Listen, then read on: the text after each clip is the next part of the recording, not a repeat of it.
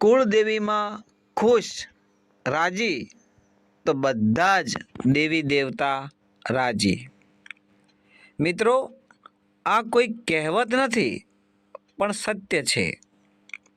સવાર સવારમાં જો કુળદેવી માની અસીમ કૃપા મેળવી હોય, તમારા જીવનને ધન્ય બનાવવું હોય, જીવનમાં ગરીબી હોય, દુઃખ હોય, સંકટ હોય, કોઈ પણ પ્રકારનું વિઘ્ન હોય, ગમે તે મુસીબતમાં તમે ફસાયા હોય, પણ જો કુળની માં કુળદેવી રાજી ના હોય તો બીજા કોઈ દેવી દેવતા રાજી હોતા નથી।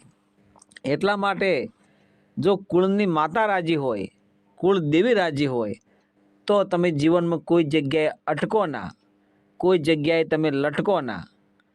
તો વસ્તુને તમે યાદ રાખજો કે સવાર સવારમાં માતાજીની કૃપા મેળવી હોય, એમના આશીર્વાદ લેવા હોય તો તમે સવારમાં જ્યારે પથારામાંથી ઊભા થાવ એ વખતે તબલીને સાંભળજો।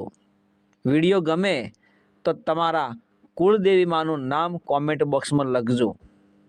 અને આ વિડીયો તમે કયા ગામ, તાલુકા, શહેર, જિલ્લામાંથી જોઈ રહ્યા છો મિત્રો, અથવા સાંભળી રહ્યા છો તે કોમેન્ટ બોક્સમાં તમે જરૂર જણાવજો તમારા કુળદેવીનું નામ, તમારું ગામનું નામ।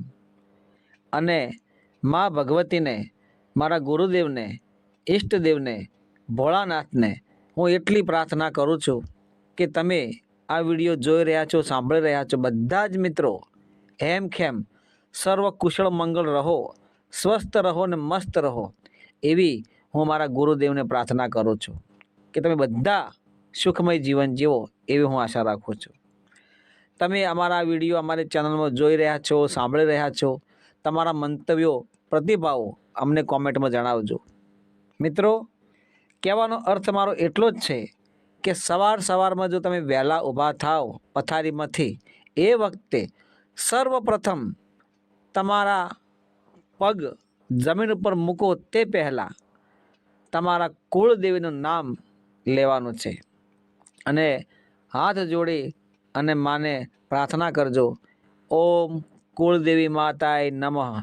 તમારા જે કુળદેવીમાં હોય એમનું નામ લેવાનું છે।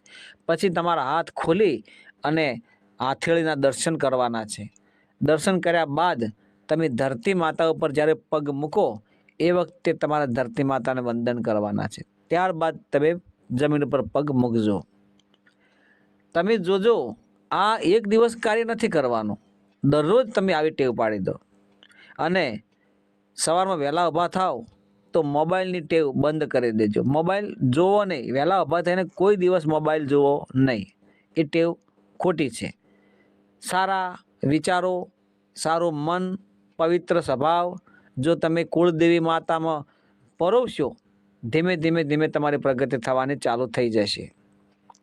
જ્યારે તમે સવારમાં વહેલા ઊભા થાવ, જીવનમાં દુઃખ ના લાવવું હોય ને સુખી થવું હોય, તમારા પરિવારને, તમારી પેઢીમાં ક્યારેય દુઃખ ના લાવવું હોય તો તમારે વહેલા ઊભા થાવ એ વખતે તમારા કુળદેવીનું નામ લઈ માતાજીને પગે લાગી અને સ્મરણ કરીને એમને વિનંતી કરજો, તમે તાંબાના લોટામાં જળ ભરી, પાણી ભરી અને પૂર્વ દિશામાં એટલે કે ઉગતા સૂરજને તમે અગ્ર કરજો, ચડાવજો અને કુળદેવી માને પ્રાર્થના કરજો, હે માં કુળદેવી, હું તમને આ જળ અર્પણ કરું છું, તમે સ્વીકાર કરજો, મને સદબુદ્ધિ આપજો, આજનો દિવસ મારો શુભ રહે, મારા બધા જ કાર્યોમાં સફળતા થાય, એવી માતાજીને તમે જેવા ભાવથી પ્રાર્થના કરશો, અરજી કરશો, વિનંતી કરશો, એ જ ભાવથી માતાજી તમને અદૃશ્ય કવચ તમારા આજુબાજુ બનાવી દેશે કે તમને કોઈ પણ પ્રકારનું આબોહવા, વાતાવરણ, નેગેટિવિટી કોઈ પણ તમને નડશે નહીં અને તમે જે જે કાર્યમાં આગળ જવા માગતા હશો એમાં તમને બહુ મોટી સફળતા મળશે। આ વાત તમે કાન ખોલીને સાંભળજો મિત્રો કે જો તમે કુળદેવી માને રાજી કરશો તો ઘરના બધા જ દેવી દેવતા રાજી થઈ જશે। અને જો કુળની માતા જ નારાજ હશે તો તમે જીવનમાં કોઈ પણ પ્રકારનું કાર્ય કરી શકશો નહીં। માટે કુળદેવીમાં રાજી તો બધા જ દેવ રાજી। એટલે માં કુળદેવીને કગરજો, પ્રાર્થના કરજો, વિનંતી કરજો અને બની શકે તો ભોળા ભાવથી ભક્તિ કરજો। તમારા આંગણે કોઈ અતિથિ આવે, મહેમાન આવે તો માન આપજો, કોઈ ગરીબ આવે તો ખવડાવજો, ભૂખ્યાને ભોજન આપજો, કોઈ પશુ હોય, પંખી હોય, ઢોર હોય, ઢાંકર હોય, જો તમારા દિલમાં કોઈ પણ જીવ પ્રત્યે દયા હોય તો એને ખવડાવજો. કોઈનું ઠારશો તો ઠરશો.